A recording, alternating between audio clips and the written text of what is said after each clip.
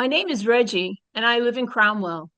I'm a senior, I am disabled, I'm a veteran, and I'm a victim of robbery, abuse, and financial exploitation by a homemaker companion.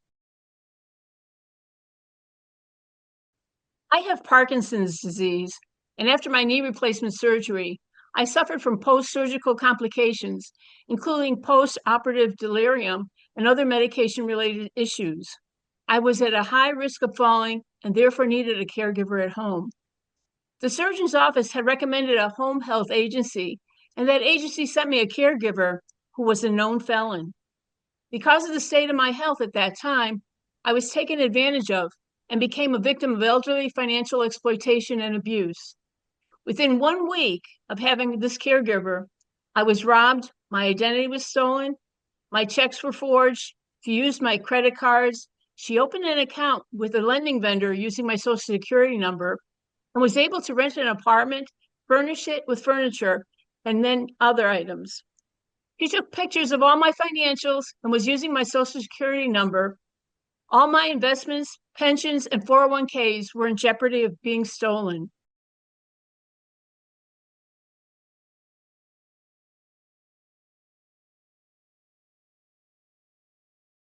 The hardest part of not knowing where to turn or what to do next was what I should do. But my first instinct was to go to the police for help. If anyone suspects that a loved one or a family member is a victim of financial exploitation, they should immediately contact law enforcement agency and stop the access to all financial funds.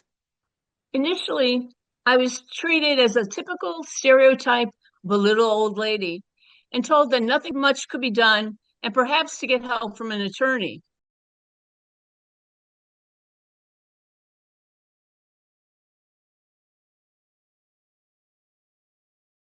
Some of the common misconceptions in law enforcement about elderly exploitation crimes is that it is a civil matter. This can be true to an extent. So it is important that the officer takes the complaint and starts to dissect the complaint to make sure that they're getting all of the details and to confirm whether it is civil versus a criminal matter.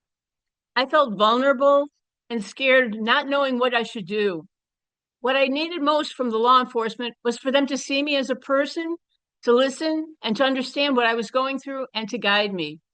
I needed them to help me feel safe and protected. Persistence and collaboration with law enforcement and the victim are extremely important in elderly exploitation cases. The reason being is law enforcement has to make sure that the open communication is established in the beginning. Elderly victims are very vulnerable and may be embarrassed to explore the information again, and they may not recall the information accurately.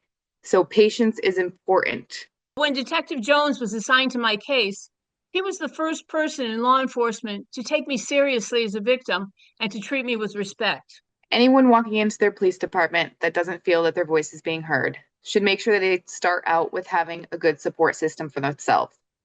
Bring someone that you trust and can help you tell your story.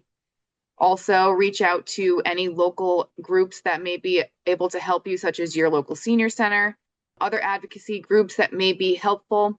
And if need be, you can request to have your complaint revisited by a separate officer or supervisor to make sure that your voice is being heard. I didn't know what I needed, but Detective Jones helped guide me through the process, as well as letting me know about resources that were available. Through the course of the investigation, I was able to uncover aspects of the crime that Reggie herself was not aware of through the investigative tool of search warrants. Search warrants were explored for some packages that Reggie received, and we tried to gather account information. And during the investigation and gathering the information, we were able to determine that Reggie was actually a victim of identity theft as well as financial exploitation or the crime of larceny. It took the court system 3 years of monthly continued court hearings, and the case ended, and the caregiver was finally found guilty. She was sentenced to 5 years, 2 years behind bars, and 3 years of probation. In order to build a criminal case for an elderly exploitation crime, the police department has to make sure that they have open communication with the prosecutor's office. It is the police department's responsibility to complete the investigation, gather information, facts and circumstances of a case, and then further present it to the prosecutor's office, and they will continue through the criminal justice system with the case. The outcome of the sentencing meant that something good can happen from something bad, that this case can help others in similar situations, knowing that they can get through this and that help is available. I also hope that it might deter others from committing such crimes. I believe that the successful prosecution of Reggie's case can help law enforcement develop stronger investigative judgment, communication skills, and a better understanding of the aspects of a criminal dispute versus a civil matter.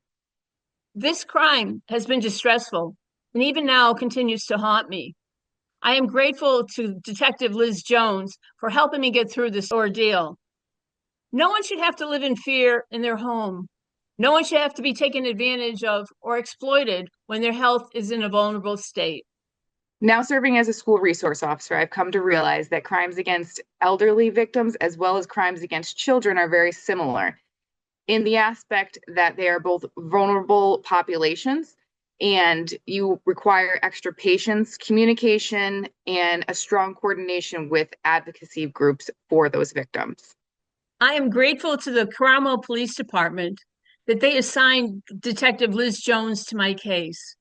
Without her, I wouldn't have had the support or the guidance that I needed to get through this stressful time.